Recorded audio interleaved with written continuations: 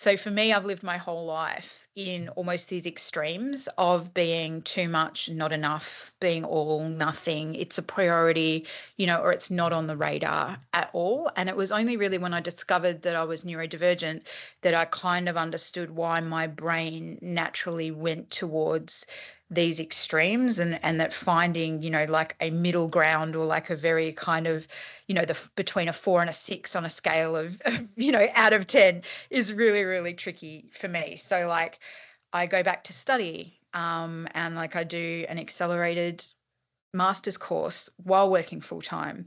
In 13 months I do an MBA, or I'm renovating the house, and instead of just doing one room or painting a wall, like literally we're doing the entire house and living out of a bedroom with the microwave, the fridge and everything else in there. Or like health extremes, and it's like I'm either eating perfectly clean, tracking my macros, doing the hour in the gym every day, and I know a lot of those rides you're along with me, or I'm sitting on the couch, eating pizza out of a box and scratching myself, and like I'm getting visuals. Yeah, sorry, it's pretty graphic. But yeah, really struggling to find, I guess what neurotypical people would call balance. Right. Yeah, it's been interesting, but it's also exhausting, these big cycles. Yeah.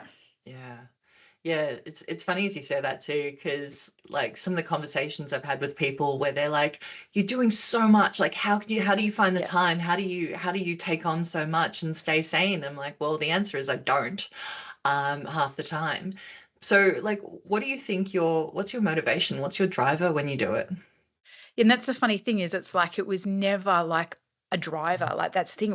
That's just how my brain would naturally go. And I didn't understand I guess the why behind it until I started learning more about autism and ADHD. And there's this thing called monotropia or monotropic thinking, which is really common amongst us neurodivergent folk.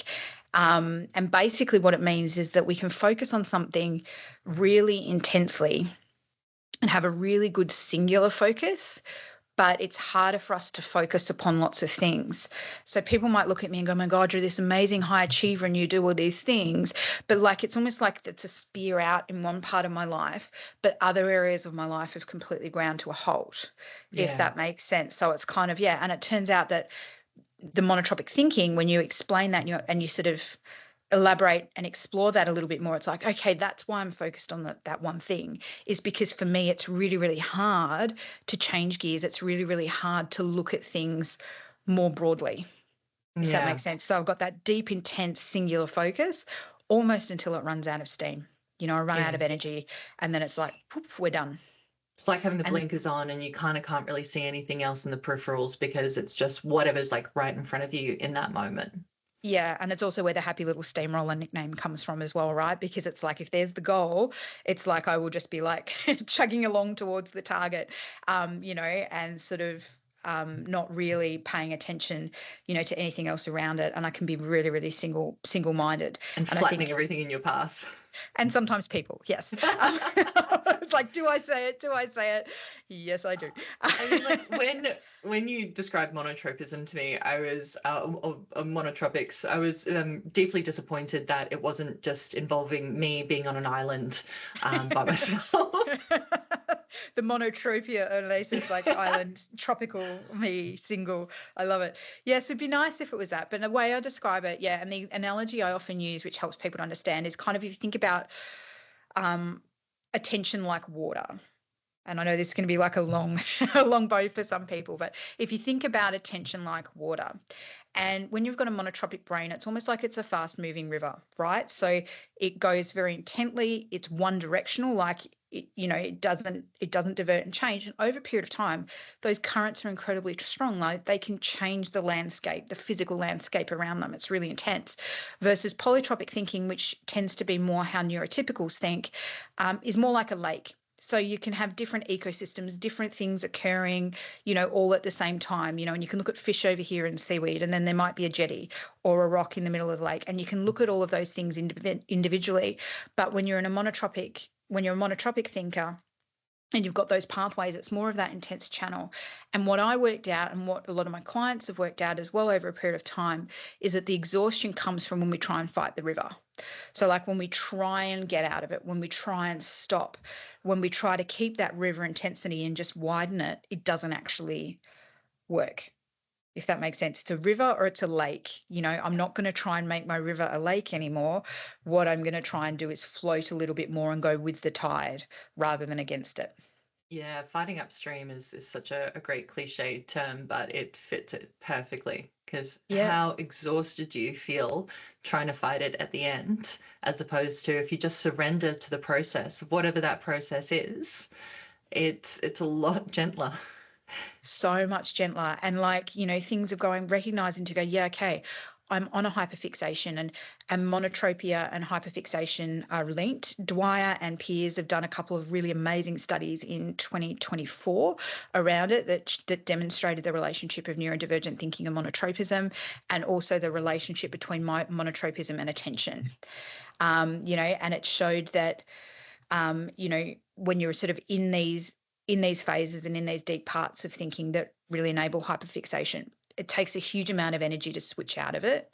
And so instead of for me going now, okay, I'm going to try and force myself out of it, it's more of, okay, great, I'm in one of these things at the moment. I am planning a holiday, for example, until, I'm planning a holiday to Thailand, right?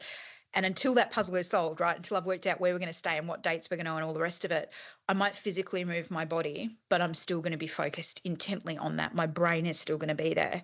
At nighttime, I'm going to be thinking about it. It's going to be hard for me to get to sleep. So it's actually going, well, how can I incorporate, self-care? How can I try and slow my brain down, recognize I'm in it, call it out for what it is, possibly call other people in on the crusade to help me do the thing and get it done faster. But, to consciously wind my brain down a little bit so that I can still rest. But I'm not going to be able to demonstrate that same intensity and book like a holiday to Thailand and at the same time, execute a whole heap of work tasks and execute all of my mothering responsibilities and all to the same standard. And we so often end up burned out because we try and do everything to that same level of intensity, as opposed to going, that's where the river's taking me right now. Let's get that. Let's get off the waterfall. Let's get that river done. And then, we'll move on to the next thing. So how can somebody around you help you when you get into one of these hyperfixations? Is it offering support, or is it kind of like, how can you kind of share the responsibilities a little bit more? Or how do you kind of work with somebody else when you're in a hyperfixation? Yeah, so it's a really good call, because sometimes when we're in it and we're really, really deep in it and we're in these too much phases, when it's all we can talk about, it's all we can think about. But sometimes slowing down to explain it to other people and the help you need can feel really difficult.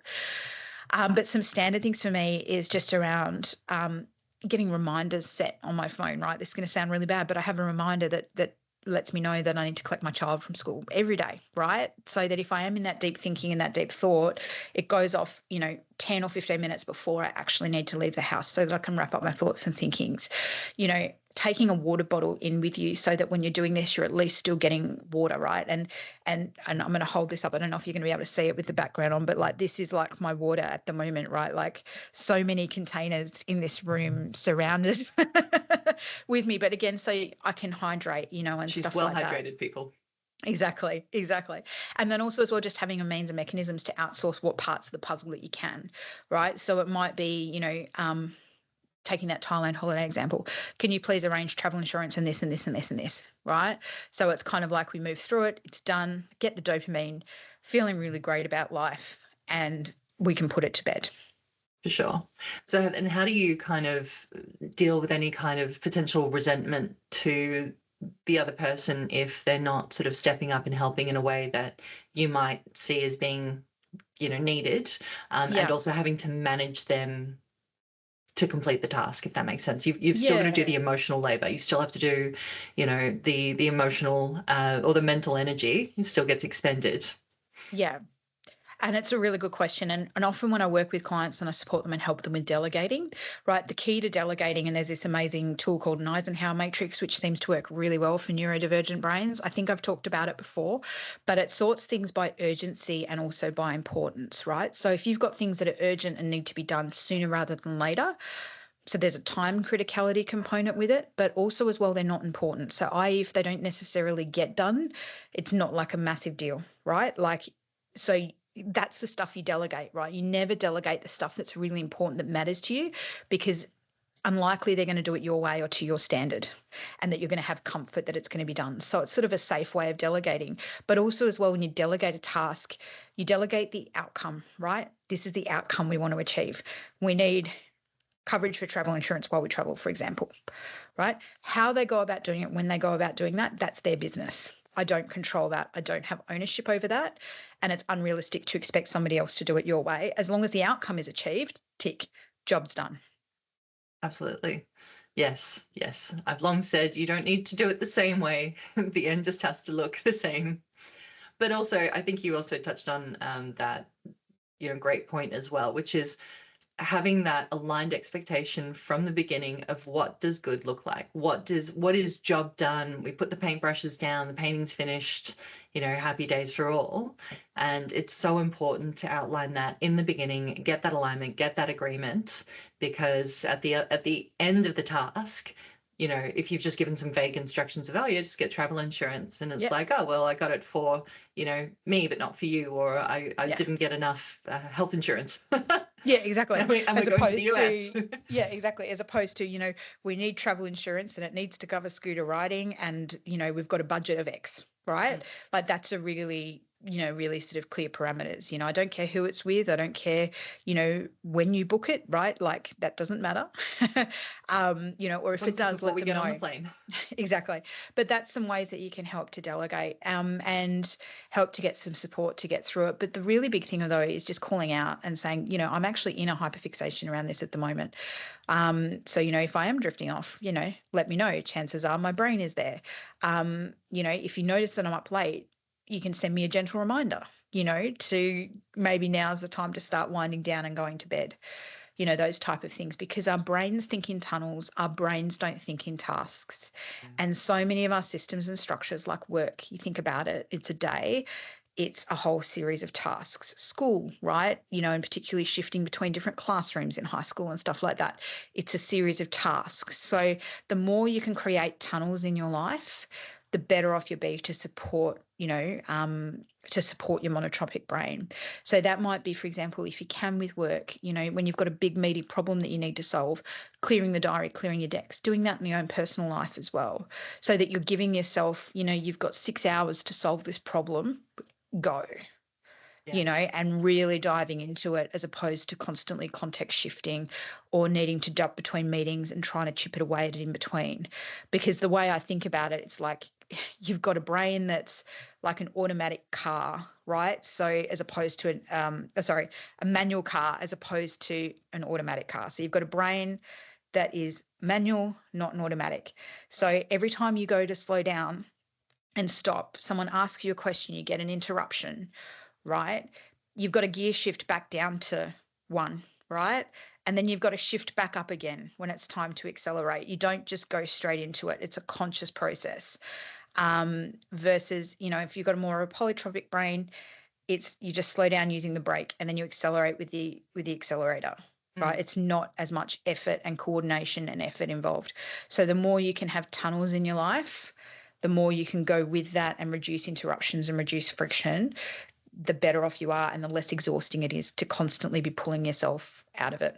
Yeah, task switching definitely takes a lot of emotional energy for sure. Sure. Which actually, it's so funny you just mentioned that, because my next question was literally going to be, what is the safest way? Because sometimes other people can be at the end of, the grumpy stick and all the rest of it. Yeah.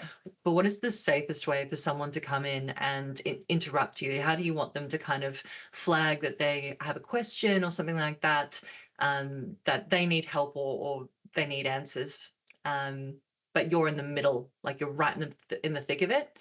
Yeah. What's the best way for them to get that kind of help without throwing you off too much? So the answer is there's nothing they can do. Like the minute you get that interruption and your brain glitches and comes out, right? So it's more about setting yourself up for success in the first place. So, can you have signals that you're in deep thinking mode or, concentrating? So for example, I've got clients that wear headphones while they're cooking. And so if mum's got the headphones on while she's cooking, unless it's an emergency and this is what the emergency is, like this, everyone knows what it is, it can wait. And it might be a whiteboard or it might be somewhere that people can put their questions and their memories, so it's they've got a reminder that they need to ask this question later. But it's best to just avoid the interruptions if you can. It might be that you have set times of days with your team at work where it's, half an hour in the diary to ask me whatever you like, and you might have that a few times a day. Or parameters where it's like, if it's not urgent, send me an email, but then I turn off the notifications on my Teams. I turn off the notifications on my emails and I batch check it, 3 times a day. It's not an urgent form of communication. And so that then when people are interrupting you, it is really because it is that urgent and important and it needs to happen right now. And there's going to be a consequence if it doesn't happen. Other than that, it can wait. That sounds really harsh, but it's the best way to support monotropic thinking. Having boundaries. We talk about it a lot, and establishing what those boundaries are and communicating them so that other people are very clear on what your boundaries are. And all those are very important things. And I think that. And it's less exhausting and you'll also be less irritable because there's nothing worse than when someone catches you mid-thought, and you're in a deeply detailed process. Exactly. And it's gone into the ether. It is not coming back. And it was a really good one. And it's buried and we'll remember it at 3:00 in the morning, 5 Tuesdays from now. But yeah, it's and that's too late to do anything about it. And that's where a lot of the irritability and a lot of the frustration and a lot of the exhaustion comes from too, right? Because it's every single time you're having to manually restart that process because you won't just remember where you were. And it's not just as simple as picking it up. So it's giving yourself grace that that's how your brain works, working with it, enjoying the ride, but also as well being able to slow down safely, pause safely when you need to, and set up structures that work with your brain, knowing that its strength is singular focus. Don't expect it to be a lake. It's a river, people. It's a river. So I think that's a really beautiful way to kind of end that you can repeat the mantra, my brain is a river. My brain is a river. My brain is a river. And I'm just going to go with the flow. Like, I think that's a really lovely way to sort of end that. And thanks so much for talking us through what monotropism looks like and how other people might be able to support us while we're in those very intense periods of hyperfixation. Yeah. And if you like what you've heard, remember to like and subscribe and keep up to date with new episodes as they drop. And until our next one, stay spicy. Stay spicy. You're listening to the Neurospice and Life podcast with Hannah and Freya, besties, brains, and more. If you've enjoyed listening, follow us on YouTube or your favourite podcast app and share it with someone else who knows the sting of a sticky label. We'll see you next time. Until then, stay spicy, stay wonderful.